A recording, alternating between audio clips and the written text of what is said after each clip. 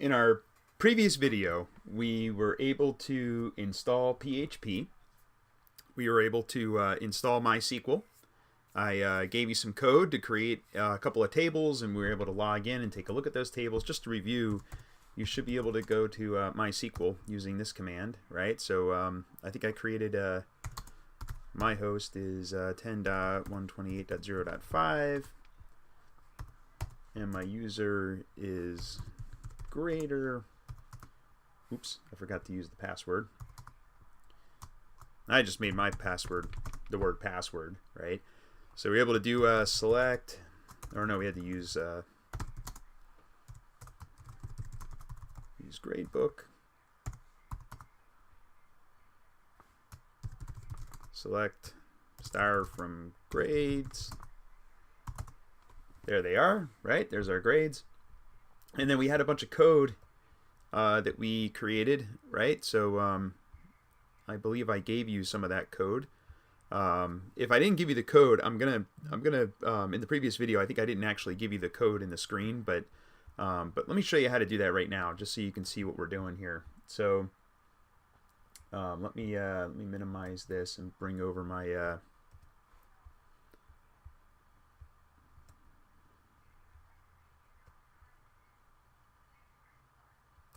so I'm gonna bring over the other screen here. So this first screen, this is the database code. So if you need the database code, you can go ahead and pause this and type that code in. So that's what you need. So you're going to use, by the way, mine I called gradebook, right? Then you're going to use this to create your grades table, and then use this to insert some records. I inserted some additional records. So you can insert as many as you want, right? Just one line for each insert. And then looking over here on the right hand side, if you recall, let me refresh this. So this is on my app server, and under var www, and again you can do this in VI. You don't have to use the this fancy tool to do this. But under www, you're going to have three files. There's a config file, display grades, and an index. Your index is going to be relatively simple. All your index is going to be is a basic HTML form. And I added this PHP info in here. You know, this, by the way, this is what you had before. You had an index before, but you're gonna change that index.php, and you're gonna add these lines, right? So pause this screen and type these lines into a text file or into your index.php under var www HTML. So I'll give you a second. So hopefully you're back and you're ready for the next file. So when you submit this, it's going to, the action is going to be displaygrades.php. In other words, it's going to load the page displaygrades.php, right? So it's going to send a student name over to displaygrades.php. So if we go over here, there's two files we're going to need. I want to start with config.php because we have to do this first. So you're going to have to retype this. So you may have to pause and type this into your text editor. By the way, change these values here, right? In fact, you know what? Just to make this easier for you, you're not going to need any of this. You don't have to type. So everything that's prefixed by these two forward slashes, you don't need that. They're just comments. They're just telling you what the code is doing. They're not actually doing anything. But the rest of this stuff you probably want to type in there. So this is what you're going to need.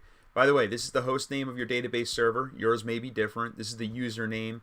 This is the password. And that's the database name. All of these things you had from before. So you're going to type all this stuff in. And when you're done, you're going to save that. That's going to be the config.txt. And then we're going to go over here, and I'm going to show you display grades. So this is the display grade script. There's probably a little bit too much here to show you. Man, maybe I can make this a little bit shorter so you can pause this with just one screen.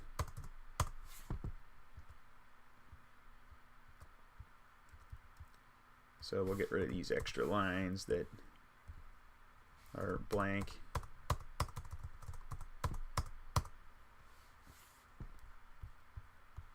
All right, so at the very top of the script, and let me just move this down so it's not in your way. There we go. So at the top, you've got your PHP code that includes the config. That's where we're going to get our database connection from. So first it goes out and gets that database connection, and then in here it's gonna get you're gonna post the student name, right? So there's our student name that's getting posted, and then it's gonna create a SQL query. This is gonna be important later when we try doing a SQL injection, you know, just to play around with it. But anyway, this is a SQL query. Again, you don't really have to know how this works. You're just gonna type this in, and then this is the basically, it's going to run that SQL query and see if it gets any results. If the query fails, it's going to throw an error message. That's what all this code is for. It's just to give you an error message. If it worked, then it's going to, if there's no rows, it's just going to say that there's no rows. I'm going to take this out, and we're just going to say for a query. And then we're going to create a table. So this creates a little table, and it outputs the name, their class, and their grade, and then it closes the table, and that's it. So pretty straightforward, right? Not a lot going on here. So you're going to want to pause this, and again, you don't have to type in all the comments. You can just type, you know, anything that's preceded by, you know, these green lines that are preceded by the 2 forward slashes, but everything else you're going to need. So again, pause this, type this stuff in, and then come back. All right, so hopefully you're back. So let me minimize this. Now that we have all of our code, here's what we're going to do. So I've got a couple SSH sessions open on here. Let me close the ones I'm not using anymore.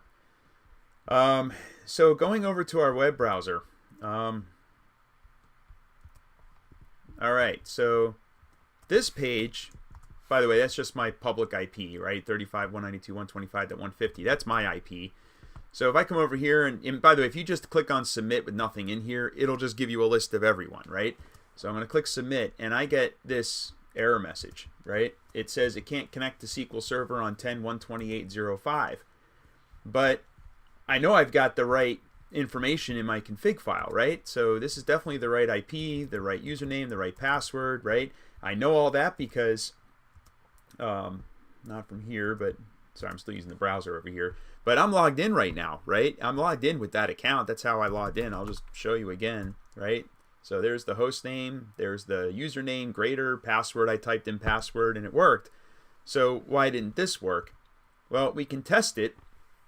So you can, when you load PHP pages from a web browser, you can also just load them on the server itself. You just use the PHP command and it'll run whatever's in your PHP script, which is actually kind of cool because you can do some scripting with it if you wanted to. But in any event, that worked, right? If you look at the code here, you kind of have to look through the code, but you can see I've got John Smith, I got the class number, the grade, John Doe, class number, grade, me, class name, right? Johnny drop tables, it's all in there. So it worked fine when I use my user account, right, as my user logged in, but it doesn't work from the web browser. And I'm going to tell you why. So this is part of the security with Linux, right?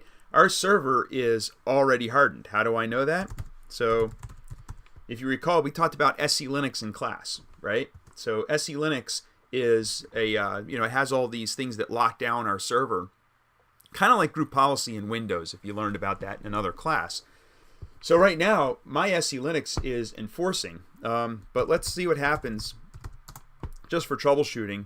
I'm going to set my SE Linux to, oops, I think I have to use a capital P on permissive, maybe. Maybe not.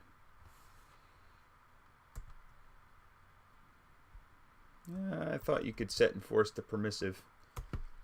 Let me just double check real quick to see if why it's failing. You know what I bet it is?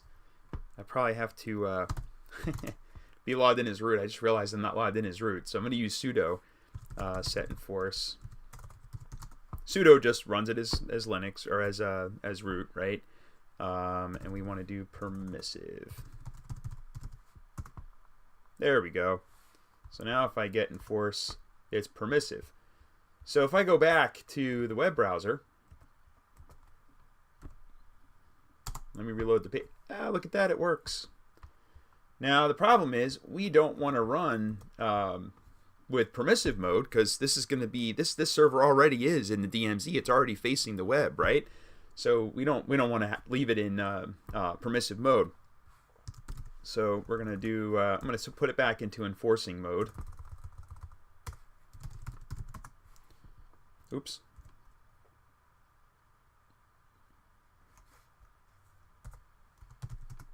Ah, I didn't type that right.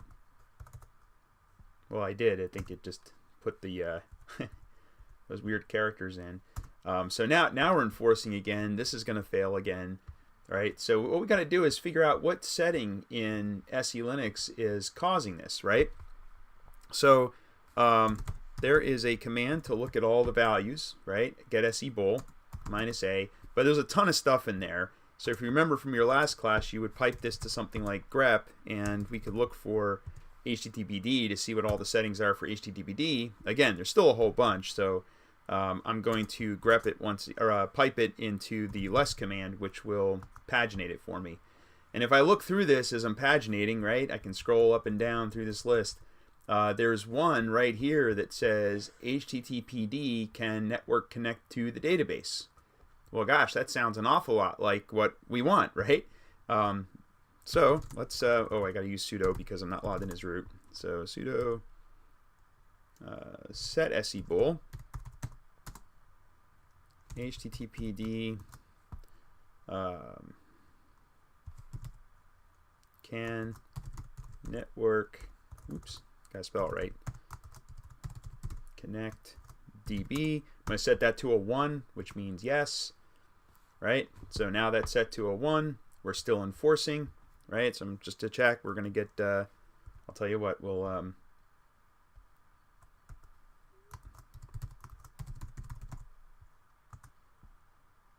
right, so can network DB is now on, as you can see, right? From, and also we're going to get enforce. We're enforcing. Come back over here, refresh the page, and it works. So SE Linux is running, so we're hardened, and it's still able to query the database. It's able to get to SQL.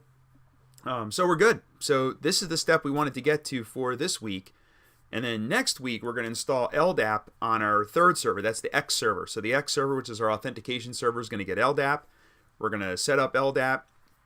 We're going to augment this this little application to add authentication using LDAP. So it's going to authenticate using basically our Linux accounts, and then we'll have a complete working application, you know, on all of our systems, which hopefully will be secure. But we can test that. We're gonna play around with it and see if we can test in the 4th week to make sure that we can keep it secure. So that's it. That's all you need to do this week. See you next week.